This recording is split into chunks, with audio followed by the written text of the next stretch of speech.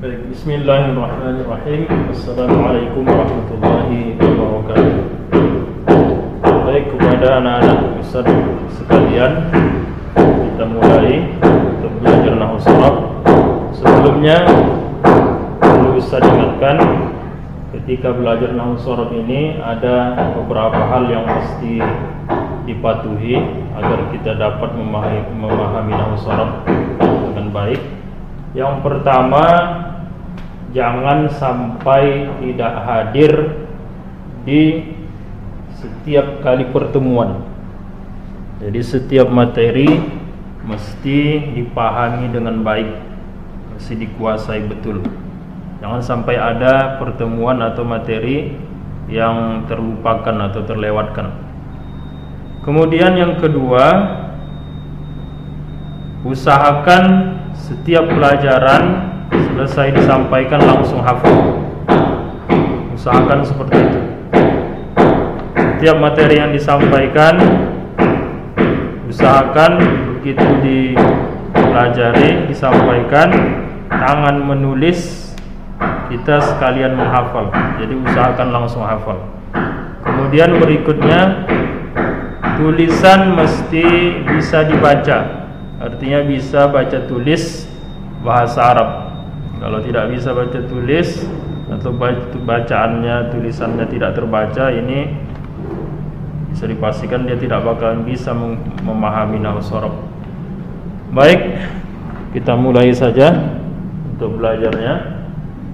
Yang pertama yang mesti dikuasai, dipahami terlebih dahulu ketika belajar nahwu sharaf adalah al-kalam.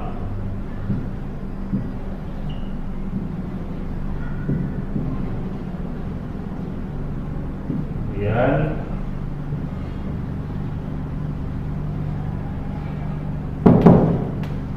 ini yang pertama. Jadi saya buat seperti ini.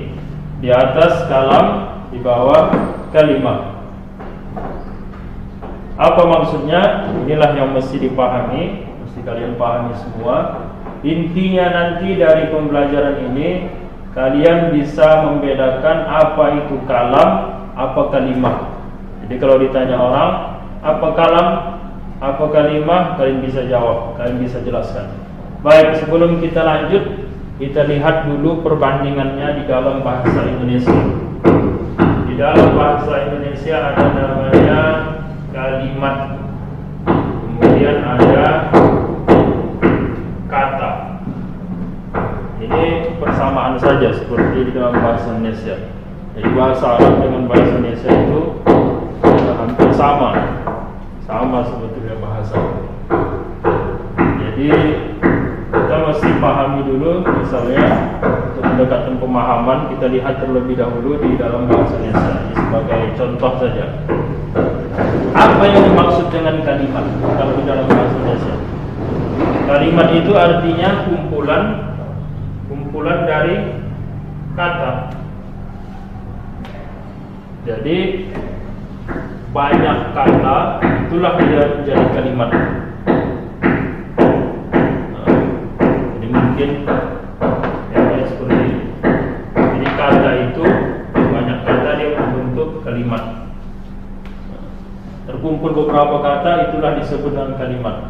Kalau nanti kumpulan dari kalimat ke atas, itu disebut dengan paragraf.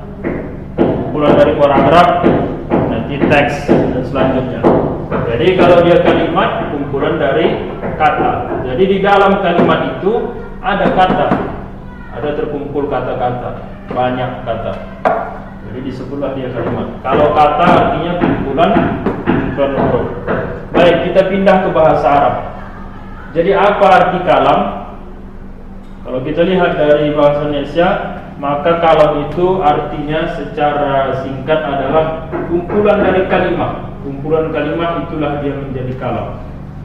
Ada kalimat, beberapa kalimat, itulah nanti menjadi kalam.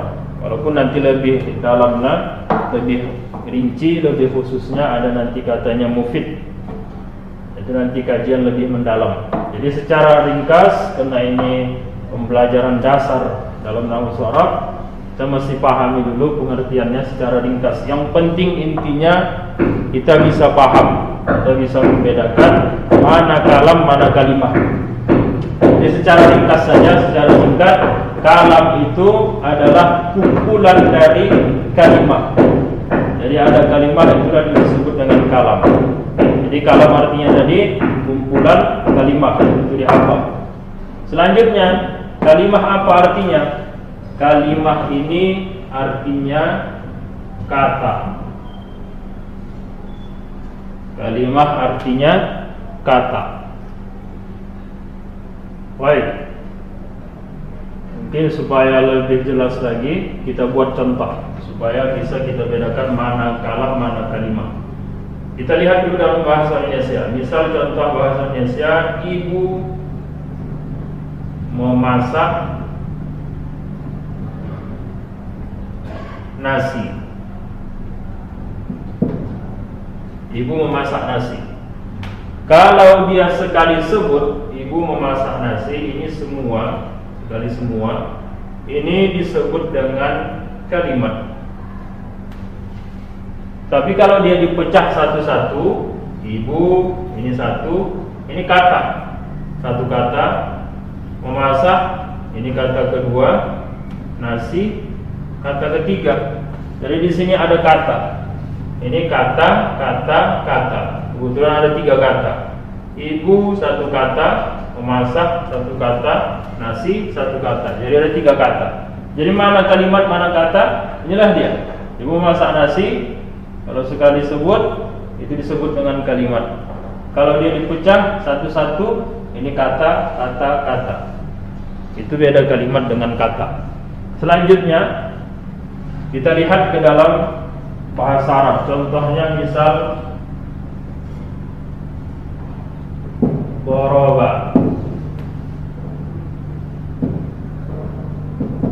Zaidun al-kalba.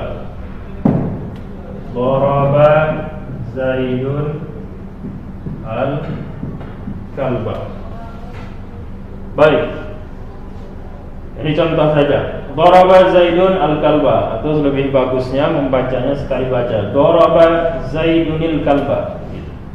Kalau dia sekali sebut Daraba Zaidun al-kalba atau Daraba Zaidunil kalba, ini disebut dengan kalam.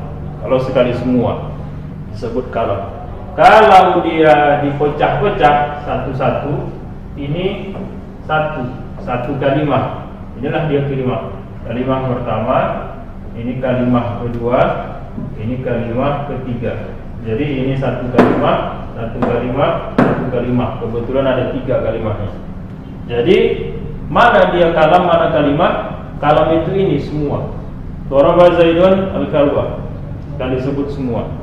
Inilah dia kalam. Kalimat itu yang mana? Ini satu-satu berkata. Daraba itu kalimat, Zaidun satu kalimat, al-kalba satu dia kalimat. Jadi kalimat, kalimat, kalimat, itulah dia berkata. Nah, itu beda antara kalam dengan kalimat. Itu mesti kalian ingat.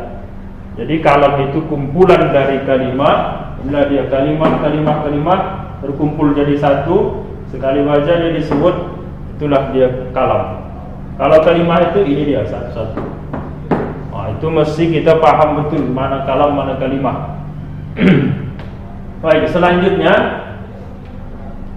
kalau di dalam bahasa Indonesia kata di dalam bahasa Indonesia itu banyak bagiannya. Ada namanya kata kerja, ada kata benda, kata sifat dan lain sebagainya, banyak. Jadi kalau dalam bahasa Arab kata itu disebut dengan kalimah. Jadi sebutannya kalimah ya, bukan kalimat. Termasuk nanti kalau mengartikan kalam itu artinya kumpulan kalimah. Jangan disebut kumpulan kalimat. Kalau kumpulan kalimat itu artinya dari paragraf. Paragraf itu artinya kumpulan kalimat. Jadi mesti kita sebut kumpulan kalimah, bukan kumpulan kalimat. Jadi kalimah yang artinya kata, ini dia terbagi 3. Jadi dalam bahasa Arab kalimah itu cuma ada 3. Apa dia? Yang pertama ada namanya isim. Yang kedua fi'il. Yang ketiga huruf. Isim, fi'il, huruf.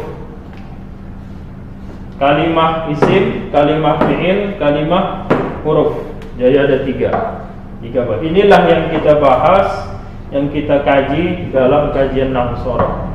Semua kitab-kitab yang tipis, yang sedang, yang tebal, itu tak bakal keluar dia bahasanya dari isim, fi'il, huruf. Cuma 3 ini saja. Bertahun-tahun orang belajar Nahwu Shorof, 3 inilah yang dibahas.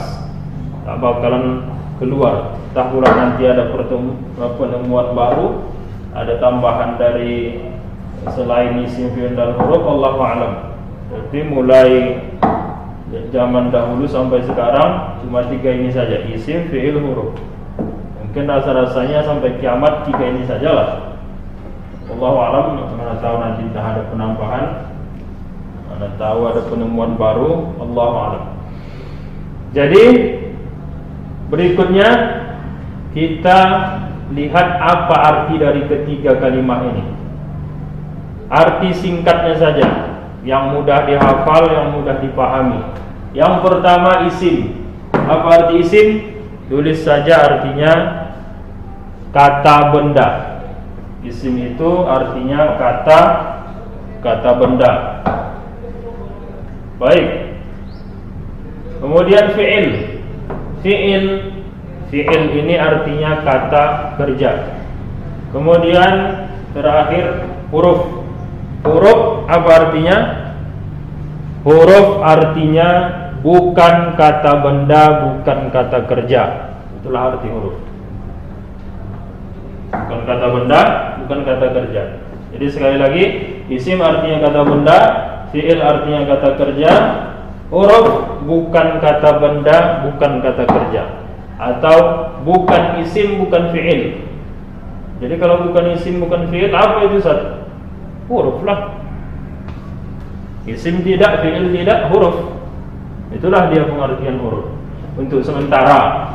Untuk sementara itu pengertiannya. Nanti ada kita beri pengertian khusus. Jadi untuk sementara ini agar mudah paham dan langsung bisa hafal, jadi itu dulu pengertian huruf. Allahu a'lam. Kalau memang ada pertanyaan silahkan disampaikan. Ya Allah semampunya akan bisa jawab. Baik, sekali lagi sekedar merangkum, menyimpulkan yang mesti diingat. Yang pertama, apa arti kalam? Kalam itu artinya kumpulan kalimah. Nah, kalam artinya kumpulan kalimah. Kalimah apa artinya? Kalimah artinya kata.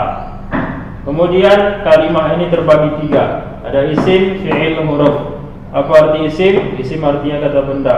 Fi'il artinya kata kerja. Huruf bukan kata benda, bukan kata kerja, atau bukan isim, bukan fi'il. Itulah arti huruf. Wallahu a'lam. Kalau ada pertanyaan silakan ditanyakan.